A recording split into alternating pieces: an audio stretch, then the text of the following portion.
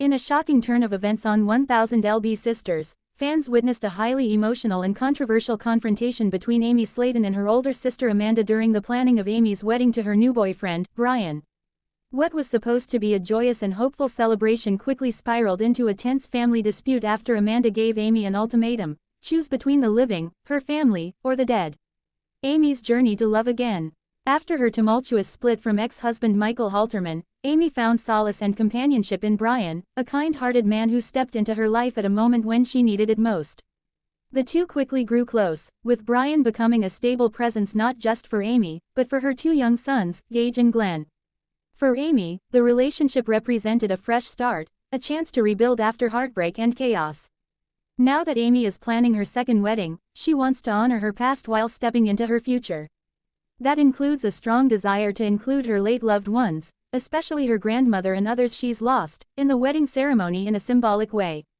However, not everyone in the Sladen family sees eye to eye with this decision. Amanda's outburst: "Enough with the dead." During a planning session for the wedding, things took a dramatic turn when Amanda, Amy's outspoken older sister, confronted her about her obsession with honoring the deceased during the ceremony. Amanda, known for her blunt attitude and emotional outbursts, didn't mince words. "Greater than, Amy, I love you, but you can't keep dragging the dead into everything. This is your second chance at life. You need to stop living in the past. Are you marrying Brian or your ghosts?" The room fell silent as Amanda delivered her emotional plea. She expressed concern that Amy was so focused on memorializing those who had passed that she was neglecting the needs and feelings of her living family, those who are still with her, still showing up for her every day. Amanda claimed that Amy's fixation on creating elaborate tributes to the dead during the wedding was overshadowing the joy and purpose of the ceremony. She argued that it was time for Amy to focus on the people who are alive and standing by her side, not those who are gone.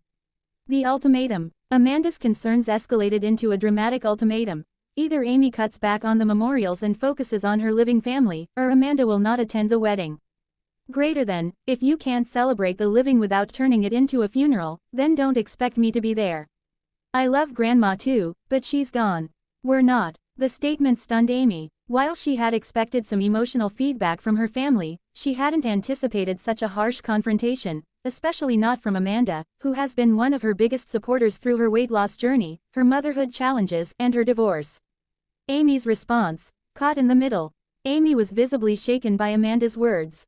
She explained that she's never truly processed the grief of losing important family members and that her desire to include them in her wedding is her way of keeping them close.